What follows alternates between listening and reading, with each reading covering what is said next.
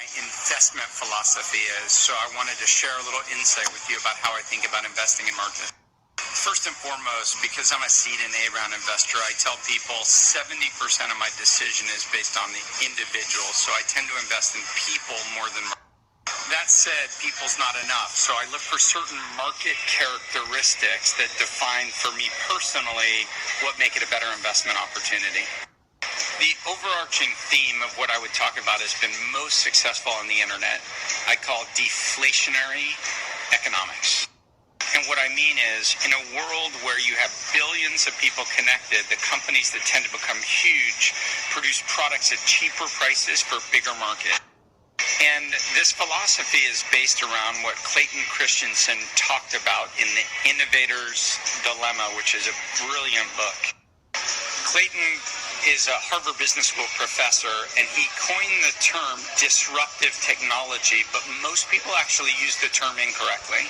So I recommend you read the book directly, The Innovator's Dilemma, but I'm going to give you a little overview today. I have to warn you, it's not beach reading.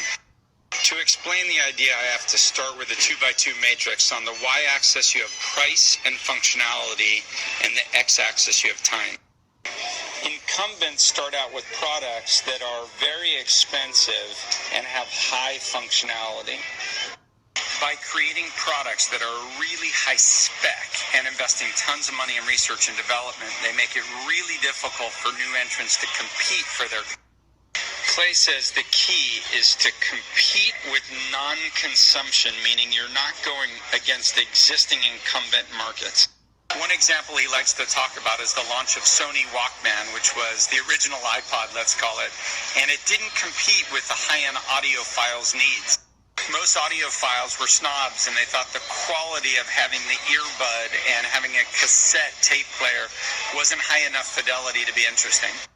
What Sony realized in launching the Walkman was they weren't competing for those customers, they were competing for younger people, for kids. They were competing with people who wanted to be mobile, not listen in the house. They were competing with a totally different market. They were competing with non-consumption. So ironically, when new players enter the market, they actually have much lower price, but also much lower functionality. This is what confuses people. Many people who don't understand investments look at new products I invest in and say, what a crap product, because they're comparing it to a different market. For example, when I invested in Maker Studios, we produce video at $400 a minute, and the industry produces at $50,000 a minute. So, of course, Maker Studios wasn't competing with people watching Game of Thrones. We were competing against non-consumption, against people watching YouTube on mobile phones. So these are the easy bits: lower price, lower functionality. But there's another really confusing thing. In order to stimulate demands, the best disruptive companies have lower margins. They're not trying to create fat margin structure. They're trying to grow them. This is exactly what my former company, Salesforce.com, did. You had Siebel up here with better functionality and price. Salesforce entered the market and wasn't sufficient for everybody. Over time, though, you have a line of acceptability where product is good enough, and this actually crosses that line. And when this happens, it's still lower price, lower functionality, but the entire market, when it's good enough, trades down. And this market trade down is precisely why Siebel didn't succeed against Salesforce.com. The dynamics is Salesforce drove down price. But of course,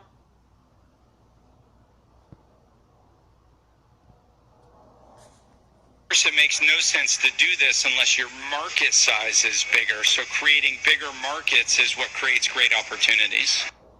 This is the beauty of the internet. This is why Google works, Facebook works, why eBay worked, why WhatsApp worked. All of this explains the internet. And the key to the Innovator's Dilemma is the cost structure of the existing player and their clients makes it impossible for them to respond. An example I talk a lot about is my portfolio company called MakeSpace, which provides storage solutions. We're competing against incumbents like Public Storage, CubeSmart, Manhattan Mini Storage that has a really high cost structure. The reason they have a high cost structure is they have physical locations you have to go to. So when MakeSpace centralizes storage, they can't compete. And it's a $27 billion market. I think the entire market is going to collapse because the incumbents simply won't be able to compete. You want to look for markets like this where the existing players have to protect the relationship with their big customers and their expensive infrastructure, and they can't compete. This is precisely the dilemma that Hollywood faces today. It's precisely the dilemma that cable companies and satellite companies face in a world where distribution is bending towards zero. This is what Amazon did to Barnes & Noble. This is what Netflix did to Blockbuster. This is what Google did to classified ads. This is what I learned from the Innovator's Dilemma. It drives the majority of my investment philosophy. It's a great read, not a beach read, but you'll learn a lot about markets. Okay, I'm out of here.